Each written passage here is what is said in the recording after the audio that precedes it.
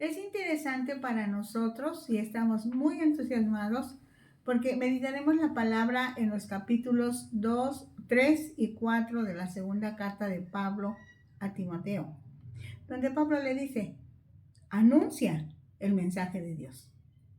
Hablemos con Dios. Padre, estas son las recomendaciones que encontramos en tu palabra.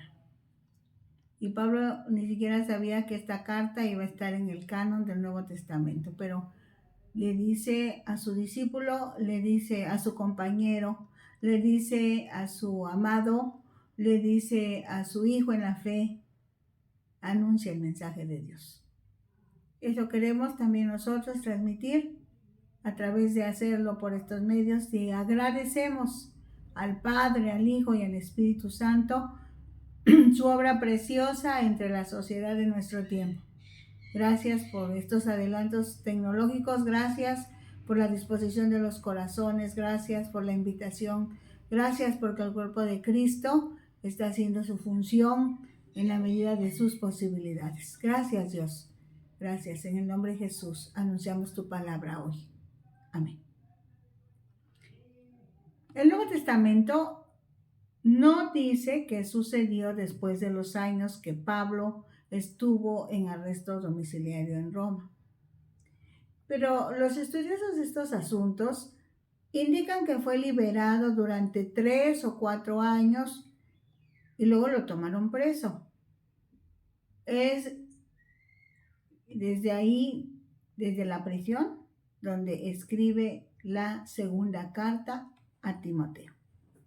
En esta carta le sigue dando instrucciones a Timoteo y, por cierto, se despide, testificando en todo momento su fe y confianza en la esperanza que no avergüenza, porque el amor de Dios está derramado en su corazón. Los versículos del 1 al 9 en el capítulo 3 de la segunda carta de Pablo a Timoteo dicen: también debes saber esto, que en los postreros tiempos vendrán tiempos peligrosos.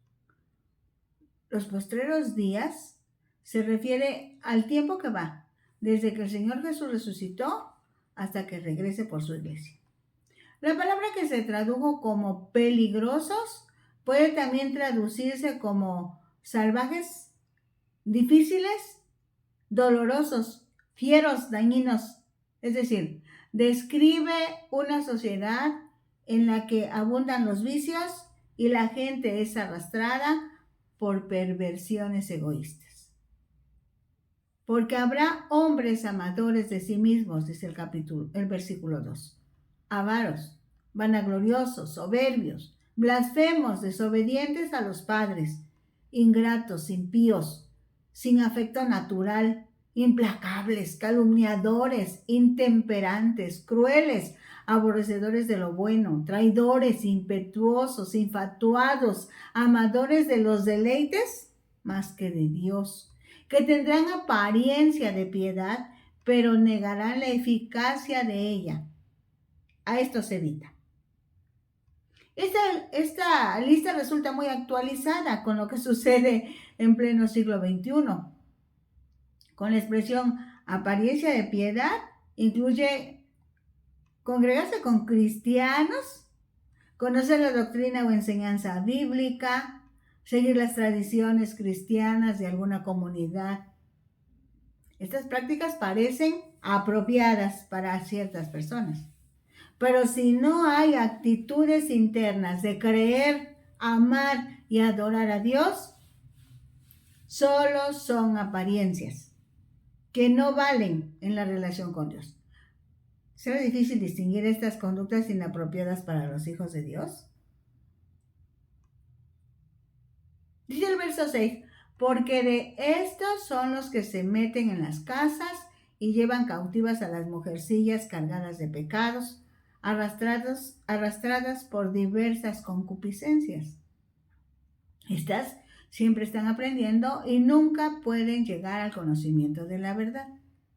Recordemos que las mujeres en Éfeso no habían tenido una enseñanza espiritual formal. Algunas eran libres en Cristo. Tenían ansias de aprender y de eso se aprovecharon los falsos maestros. Por ello Pablo advirtió a Timoteo para que estuviera alerta de los hombres que quisieran sacar ventaja de estas mujeres. Estos versículos son una advertencia para cada cristiano hoy, pues alertan contra la enseñanza no efectiva. Entonces, no todos los cursos que nos ofrecen, no todos los libros que nos recomiendan, no todas las composiciones musicales que se escuchan, no todas las prédicas ni las palabras proféticas que escuchamos son verdaderas. Pidamos al Espíritu Santo que nos ayude a distinguir lo que Dios quiere que discernamos. Por otro lado, procuremos practicar todo lo que estemos aprendiendo de la palabra. Eso es tan importante como recibir las enseñanzas. Y de la manera que Janes y Jambres resistieron a Moisés, dice el versículo 8, así también estos resisten a la verdad, hombres corruptos de entendimiento, réprobos en cuanto a la fe. Revisemos este pasaje, está en Éxodo 7, en los versículos 11 y 12. Se refiere al momento en que Dios envió a Moisés junto con Aarón para que hablaran con el faraón de ese tiempo y dejara salir al pueblo de Israel rumbo al desierto para adorar a Dios. Entre las señales que Dios permitió que Moisés hiciera era que su vara se convirtiera en serpiente. Pero dice Éxodo 7, 11 y 12, el rey llamó entonces a sus magos y sabios para que también ellos hicieran lo mismo. Cada uno de ellos tiró al suelo su vara y todas las varas se transformaron en serpientes. Pero la serpiente de Aarón se comió a las otras. Los encantadores y magos de Faraón utilizaron el poder satánico, ya que adorar dioses del mundo de los muertos era parte de su religión. Pero solo fueron imitadores y por ello empeoraron las cosas. Si los magos hubieran sido tan poderosos como Dios, habrían podido revertir las plagas, no añadirlas. Lo que aprendemos de esta experiencia de Moisés y Aarón es que Satanás puede imitar algunas partes de la obra de Dios y sacar a la gente del camino. Faraón centró toda su atención solo en los milagros y no en el mensaje. Lo correcto es que la palabra de Dios sea la base de nuestra fe. Mas no irán más adelante, dice el versículo 9, porque su insensatez será manifiesta a todos, como también lo fue la de aquellos. Este es un principio bíblico. El pecado tiene consecuencias y nadie podrá evitarlas. Entonces, vivamos para adorar y obedecer a Dios si no queremos ser insensatos.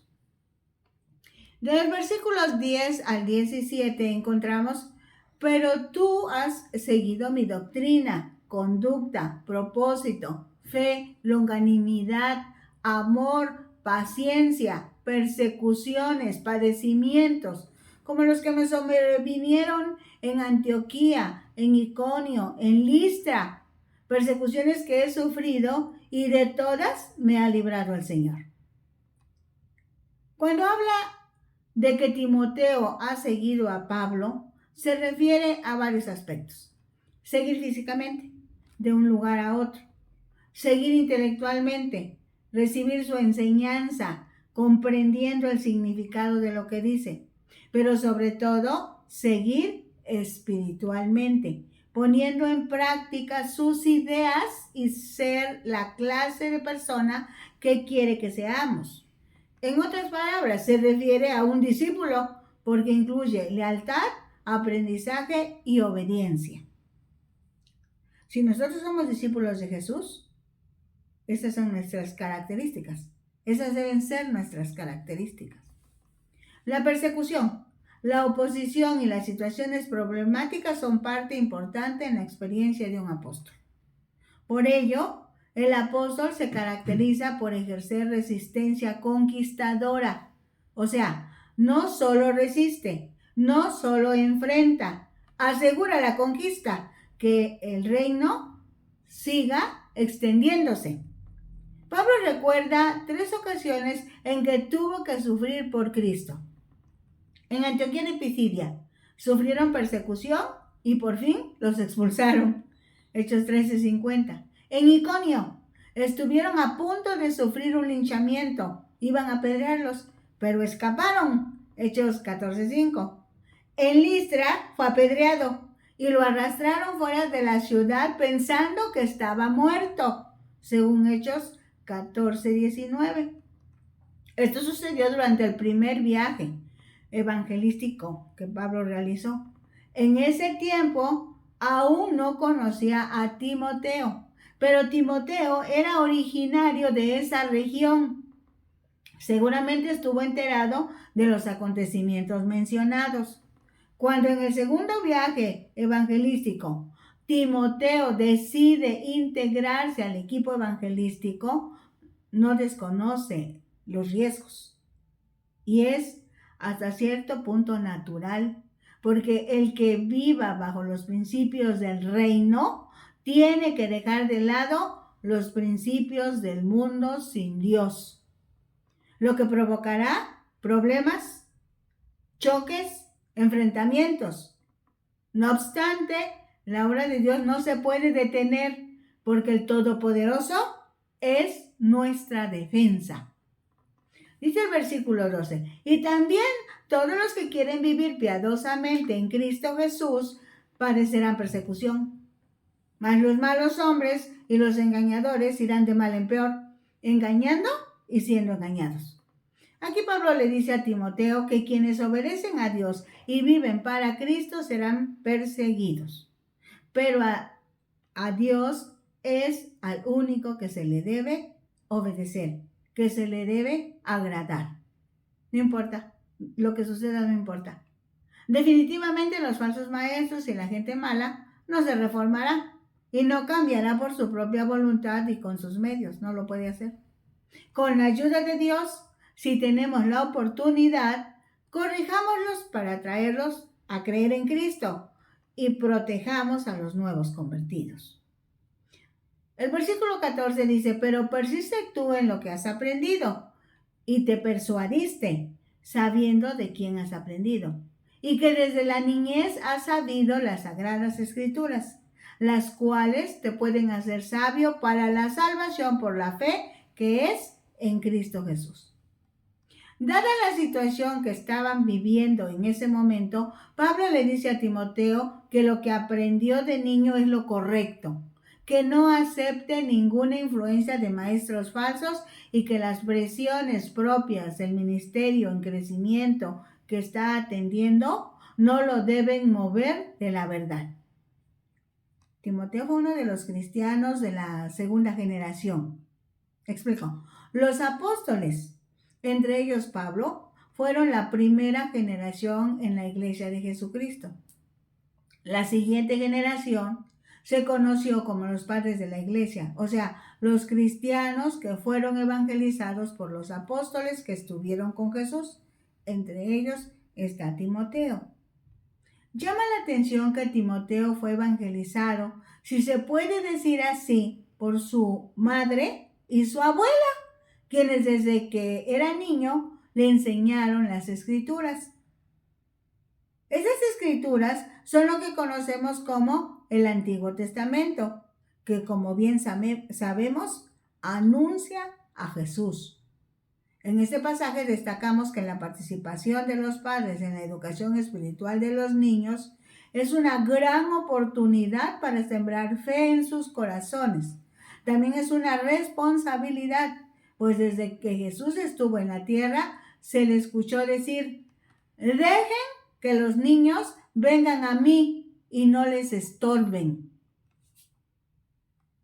Dice el versículo 16, toda la escritura es inspirada por Dios y útil para enseñar, para redarguir, para corregir, para instruir en justicia, a fin de que el hombre de Dios sea perfecto, enteramente preparado para toda buena obra.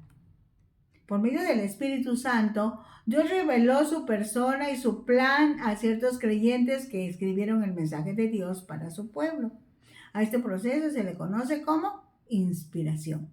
Ahora bien, Dios respetó, si se puede decir de esa manera, su contexto personal, histórico y cultural.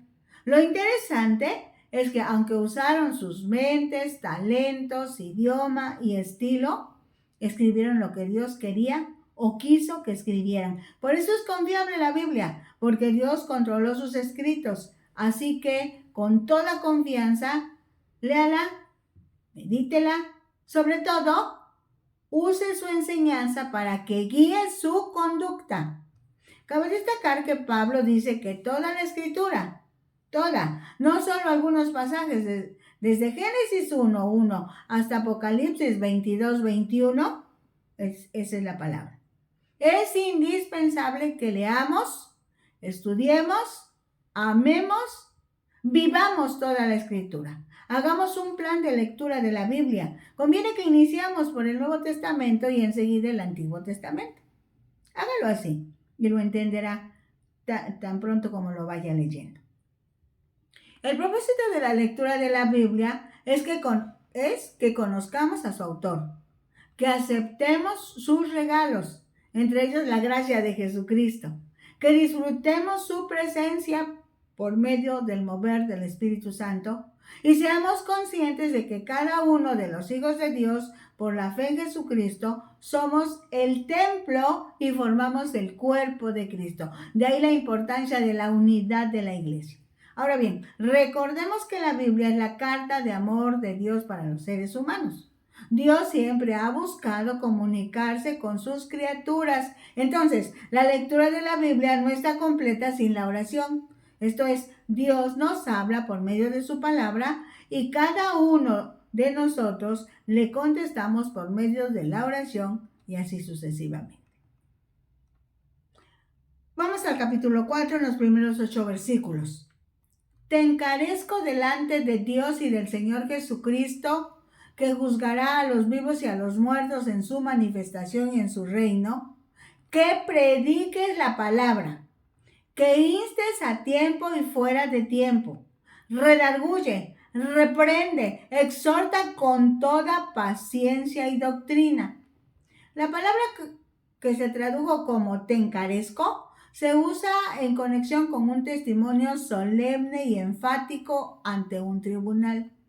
Pues Timoteo debe predicar la palabra en circunstancias favorables o desfavorables. Puede ser que al hablar a otros del amor de Cristo tuviera inconvenientes, pero enseñar la palabra de Dios es la responsabilidad más importante que se ha dado a la iglesia. Por otro lado, los miembros de la iglesia, tú y yo, muchas veces van a ser confrontados por la palabra, vamos a ser confrontados por la palabra. Y es necesario que humildemente recibamos la reprensión, la exhortación, la corrección. Porque vendrá tiempo cuando no sufrirán la sana doctrina, dice el versículo 3, sino que teniendo comezón de oír, se amontonarán maestros conforme a sus propias concupiscencias. Y apartarán de la verdad el oído y se volverán a las fábulas. Pablo advierte, anticipa lo que sabe que sucederá en la sociedad cristiana y aún más en la sociedad sin Cristo.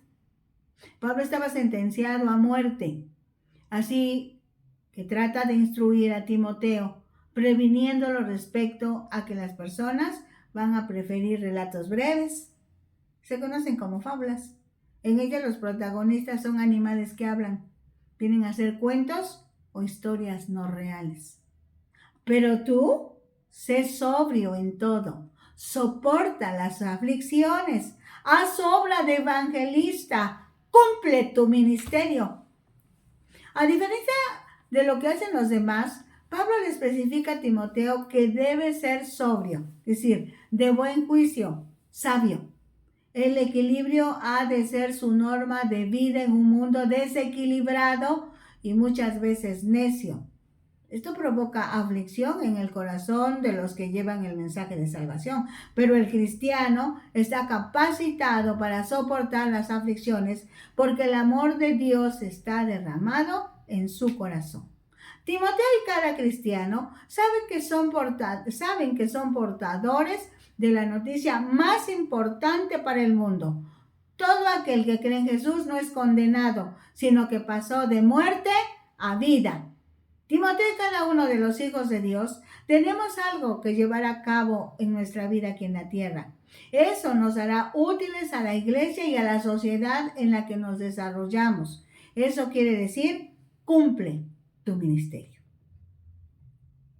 Dice el versículo 6, porque yo ya estoy para ser sacrificado y el tiempo de mi partida está cercano. He peleado la buena batalla. He acabado la carrera. He guardado la fe.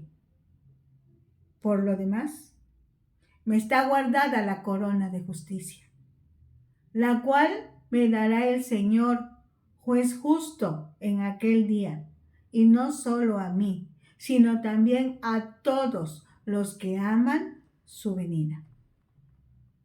Pablo, por el mismo Espíritu, sabía que se acercaba el fin de sus días aquí en la tierra.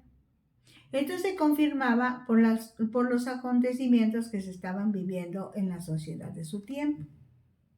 Es en ese momento que puede decir con seguridad que había sido fiel a su llamado. Así que estaba dispuesto a enfrentar la muerte. Estaba seguro de que había sido fiel y Cristo lo premiaría. Ahí mismo Pablo expresa una verdad que sustenta a los cristianos hasta el día de hoy. La recompensa celestial no solo es para los gigantes de la fe como Pablo, sino también para todos los que esperan a Cristo, para todos los que esperamos a Cristo, ya sea que venga por su iglesia o que venga por alguno de nosotros.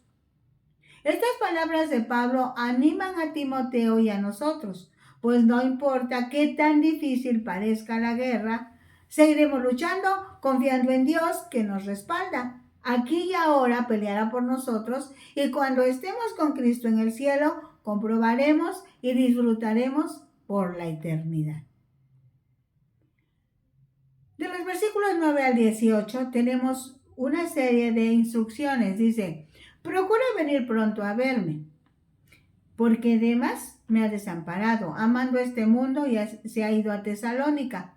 Crescente fue a Galacia y Tito a Dalmacia. Solo Lucas está conmigo. Toma a Marcos y tráele contigo, porque me es útil para el ministerio. A Tíquico lo envía a Éfeso. Por la redacción de la carta, Pablo se sentía solo.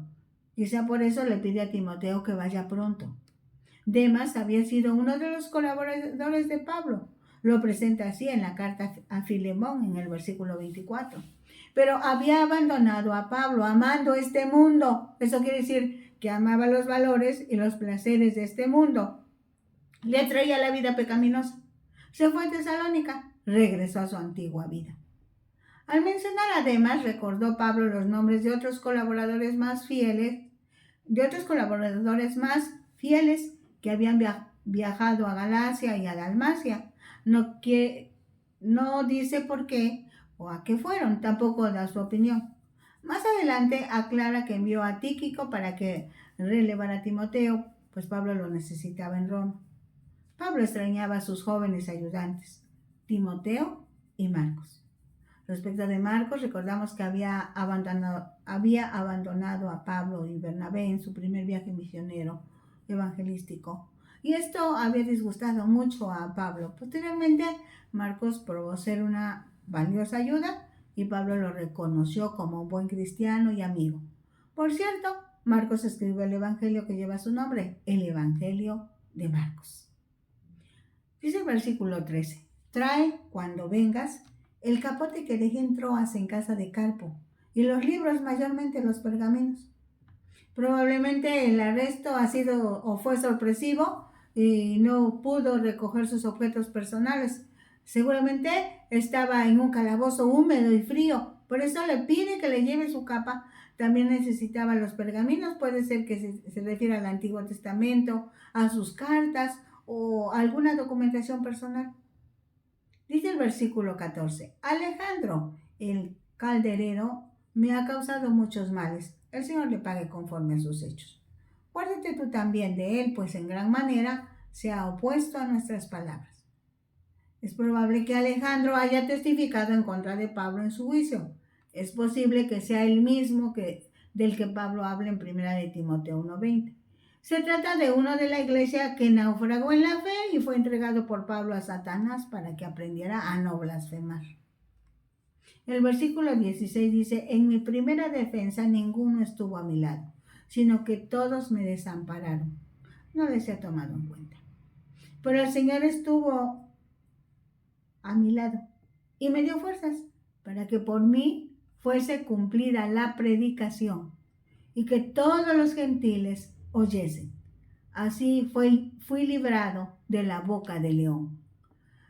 Pablo estuvo solo en la primera sesión del tribunal que lo juzgó, porque sus amigos se fueron. Seguramente temían por su vida, pero Dios siempre estuvo presente. Con la ayuda de Dios, Pablo aprovechó para anunciar el evangelio. Como ciudadano romano, el apóstol no podía ser arrojado a los leones en el anfiteatro público. O sea, Dios lo libró de morir devorado por los leones, como murieron muchos cristianos en esos días. Dice el versículo 18: Y el Señor me librará de toda obra mala y me preservará para su reino celestial. A Él sea gloria por los siglos de los siglos. Amén. El apóstol confirma su creencia en vida eterna después de la muerte física.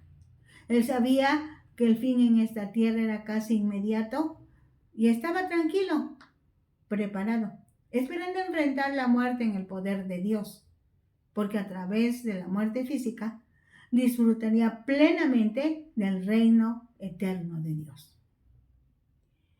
Los últimos versículos 19 al 21 dicen: Saluda a Prisca y a Aquila y a la casa de Onesíforo. Con Aquila y Priscila trabajó en Éfeso, según Hechos 18, 2 y 3. Onesíforo visitó y alentó a Pablo cuando estaba preso en Roma, por segunda ocasión. Erasto se quedó en Corinto, dice el versículo 20, y a Trófimo dejé en Mileto enfermo. Erasto fue uno de sus compañeros fieles, según Hechos 19, 22. También Trófimo de Éfeso, según Hechos 24. El versículo 21 dice: Procura venir antes del invierno. Eubulo te saluda, y Pudente, Lino, Claudia y todos los hermanos. Recordemos que en el invierno la navegación era imposible. Por tierra también era imposible llegar de Éfeso a Roma. Forzosamente tenían que navegar. En la mayoría de las cartas que escribió Pablo, envía saludos de él y de las personas que están con él. Para las personas que saben, pueden recibir el mensaje que les está enviando. Aun cuando la mayor parte de su vida estuvo viajando, había desarrollado amistades estrechas y duraderas. Hagamos un pequeño alto y revisemos cómo estamos construyendo, con la ayuda de Dios, esas relaciones de amistad, compañerismo y mutua edificación, a fin de compartir a las siguientes generaciones lo que Dios ha entregado en nuestras manos. Dice el versículo 22: El Señor Jesucristo esté con tu espíritu. La gracia sea con vosotros. Amén. Pablo sabía que era el momento de entregar a la siguiente generación el depósito que Dios le había entregado a él. Que ese depósito no era para que lo guardara Timoteo ni la iglesia de Éfeso. Deberían estar muy conscientes y motivados para que a su vez ellos la entregaran a la siguiente generación, y así sucesivamente. Eso mismo tendremos que hacer tú y yo. Somos responsables de que el mensaje del Evangelio siga entregándose a las próximas generaciones, toda vez que la gracia de Jesucristo está con nosotros. Les invitamos a sintonizar Ventana Virtual Radio Cristiana, la señal que edifica, la Televisión Surimar y la Unión de Emisoras Cristianas por Internet, que están uniendo al mundo con el Evangelio de Jesucristo. Encontrarán estos materiales en Facebook, búsquennos como Disfrutando la Palabra, y también pueden disfrutar todas las enseñanzas del Evangelio de Juan, del libro de los Hechos y las cartas que Pablo escribió en YouTube a nombre de Rosadela Hernández Ojeda. Les recomendamos que en este nuevo canal de YouTube se puedan nuevamente suscribir. Muchas gracias. Bendiciones.